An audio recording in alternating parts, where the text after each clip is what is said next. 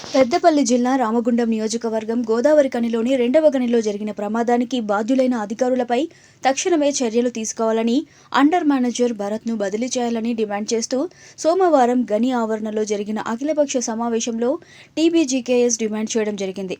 కార్మిక నాయకులు ప్రసంగించిన అనంతరం యాజమాన్యం స్పష్టమైన హామీ ఇవ్వకపోవడంపై కార్మికులు కూర్చొని నిరసన తెలిపారు.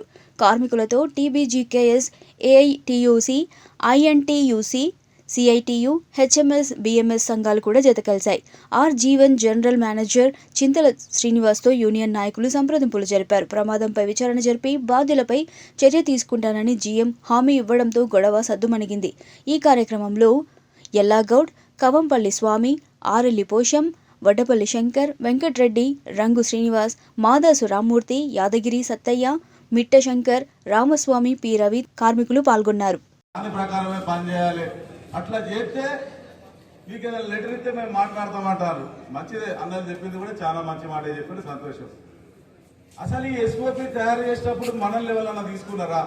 మన కార్మికులతో ఎవరితోనన్నా మాట్లాడిరా? మేనేజ్మెంట్ నీకు పిలిస్తే నీ డిపార్ట్మెంట్ నుంచి జరగాక నిన్ను ఆడికి తీసుకపోతే నీకు మస్టర్ ఇవ్వాల్సి వస్తుందని వాళ్ళకు నచ్చినోడిని ఎవడో ఇంతకుముందు సీనన్న మాట్లాడినట్టు ఇక్కడికి వెళ్ళి అక్కడ వార్తలు మోసుకొని పెట్టుకొని వాళ్ళు తయారు చేసారు. నిజమేనా కాదా మీరు ఒక్కసారి చెప్పాలి. మిమ్మల్ని ఎవరైనా పిలిచిండ్రు ఆడికి? ఆ ఎస్ఓపి అమలు చేయాల్సిన బాధ్యత ఎవరిది? మనదా? కష్టం చేసిన మాత్రమే తెలిసిన వాళ్ళు కార్మికులు. ఈ కష్టాన్ని ఎదుర్కొని నిలబడేవాడు యూనియన్ నాయకుడు ఉండాలి. ఇవాళ మనం పని చేసి ఆడ జారి పట్టడానికి పైకి రాకముందే ఆయనకు నువ్వు పసుపు కాడో రెడ్ కాడో ఇవ్వగలుగుతున్నావు. 3 రోజుల అసలు ఈ 3 రోజుల యాక్సిడెంట్ అయి ముగ్గురు దెబ్బ తాకితే వీళ్ళందరూ మాట్లాడుతాను. అంతకుముందే 4 సింగ్ల కోల్ కట్టర్ కు ఏలుకు దెబ్బ తాకిందా?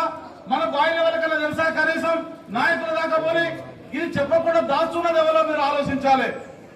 ఇవాళ మనం ఈ రక్షణ విస్మరించి పనిచేయడానికి ఇవాళ భరత్ కుమారో ఇంకో రామ్ కుమారో కాదు, ఇవాళ మేనేజరే బాధ్యత వహించాలి. మేనేజర్ గట్టుకుంటే కింద సక్రమంగా పనిచేస్తాడు. ఈ మేనేజర్ సక్రమంగా పనిచేయకపోవడం వల్లనే ఇవన్నీ జరుగుతాయని మేము భావిస్తా ఉన్నాం. ఇవాళ ఓసీపీ 2లో యాక్సిడెంట్ జరిగింది.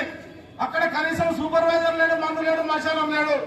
2 కార్మికులు చచ్చిపోయారు, 2 దెబ్బలు తాకినాయి. ఇంతవరకు ఏ అధికారి మీద చర్య తీసుకున్నారా? ఇవాళ గోదావరి కల్లా జీడీకే 7LP కల్లా 17 మంది నీట మునిగి చనిపోతే ఏ అధికారి మీద యాక్షన్ తీసుకున్నారా?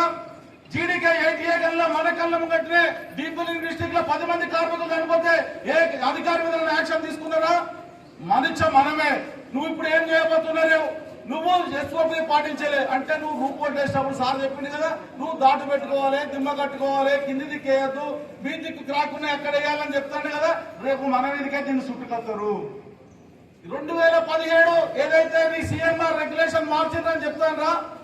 ఆ మార్చిన రెగ్యులేషన్ కాపీలను ఒప్పుకునేది ఎవడు? పార్లమెంట్ లో చట్టం చేసింది ఎవడు? నువ్వు చేసే పని కాడ నీకు ప్రమాదం జరిగితే నేనే బాధ్యున్నలా చెప్తాడు. ఈయన ఎవ్వరికి బాధ్యత లేదుగా. ఆడ సూపర్వైజర్ బాధ్యత లేదు, ఓ సర్దార్ కు లేదు, ఓవర్ మ్యాన్ కు లేదు, అండర్ మ్యాన్ కు లేదు, మేనేజర్ కు లేదు. ఈ పని బాయ్ ఇట్లా నడపాలన్నా ఈ ఏజెంట్ కో ఓనర్ కో ఎవరి మీద లేదు. కేవలం పనిచేసేటోడే. ఇప్పటి వరకు మొక్కు బాయిలో జరిగిన యాక్సిడెంట్ల చనిపోయింది కార్మికుల అధికారుల. ఇన్ని కుటుంబాలు రోడ్న పడతా ఉంటే ఎందుకు మీరు ఆలోచన చేస్తున్నారో ఈ యాజమాన్యం చెప్పాల్సినటువంటి అవసరం ఉన్నది. ఇవాళ మనకు బోధన చేసుడు కాదు, మనకు చెప్పడం కాదు. ఇక్కడ ఇవాళ కొత్తగా వచ్చినటువంటి పిల్లలు 3 మంది పుస్తకాన్ని ఈ కొస నుంచి ఆ కొస దాకా ఒక్కసారి చదివితే రెండోసారి మనం తిరిగి అప్పచెప్పేటువంటి విజ్ఞానవంతులు వచ్చి ఉన్నారు. వాళ్ళకి చెప్పడానికి కాదు, నీ అనుభవాన్ని వినియోగించుకోవడంలో, కార్మికుల యొక్క మేధాశక్తిని తీసుకోవడంలో అధికారులు విఫలమవుతారు. కార్మికుడు అంటే చిన్న చూపున్నది కాబట్టి ప్రమాదాలు జరుగుతున్నాయి. అందుకనే మేము స్పష్టంగా ఈ తెలంగాణ బొగ్గు గని కార్మిక సంఘం నిన్న ఆసుపత్రికి పోయినాక అక్కడనే గ్లూకోజ్ లెక్కిస్తారు మన వాళ్ళిద్దరికి. నాకు స్పాండిలైటిస్ ప్రాబ్లం లేదు సార్, విపరీతమైన పెయిన్ వస్తుంది, నేను తట్టుకోలేకపోతున్నానని నోయలు చెప్తాడు. శంకర్ అన్న ఏమంటాడు, సార్ బీదికెళ్ళి బండ పడ్డది, గిర్రం తిరుగుతాను, మంచాలకెళ్ళి ఎత్తే నన్ను ఏదైనా వేరే పెద్ద హాస్పిటల్ పంపాలనగానే ఇవాళ వెంటనే జీఎం గారితో మాట్లాడి వాళ్ళిద్దరు కూడా హైదరాబాద్ పంపారు. 3 హైదరాబాద్ లో చేసేసరికి సీఎం అడిగిపోయాడు. ఒక్కడు పోతే ఆయన పోకపోను మన దేవుని గారికి. అదే ఓమేగనో పట్నంలో ఉన్న హాస్పిటల్ వాళ్ళకి నచ్చిన దానికి పంపారు. ఈ నచ్చిన దానికి పంపి ట్రీట్మెంట్ మంచిగా ఇవ్వని అడగడం కాదు, లేదా చచ్చిపోయినాక ₹1 కోటి ఎక్స్ప్రెస్ ఇస్తామని కాదు. ఈ ప్రమాదాలు జరగకుండా నువ్వు ఏం రక్షణ తీసుకుంటున్నావు, అందుకు విఫలమైన అధికారి మీద ఏం చర్య తీసుకున్నావో చెప్పాల్సినటువంటి అవసరం లేదు. అందుకు మనం అందరూ అవసరం లేదు. ఇవాళ ఇక్కడ అక్కడ మాట్లాడి ఇంటికి పోవడం కాకుండా ఈ సమస్య పరిష్కారం అయ్యేంత వరకు మనతో ఎవరు కలిసి నడుస్తారో ఈ సందర్భంగా తేలిపోవాల్సినటువంటి అవసరం ఉన్నది. ఇవాళ రక్షణ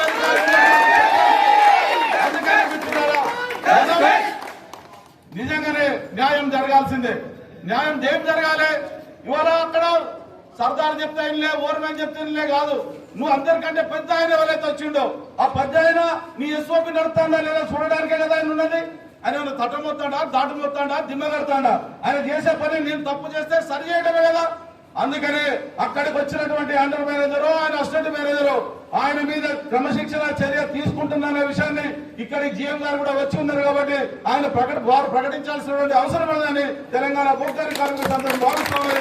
మీరు దానికి ఆమోదించే సంబంధం ద్వారా తెలియజేయాలని కోరుకుంటున్నారా? అందుకనే ప్రమాదాల నివారణ బాధ్యత కార్మికుల కంటే 100 రెట్లు అధికారుల మీదనే ఉంటది.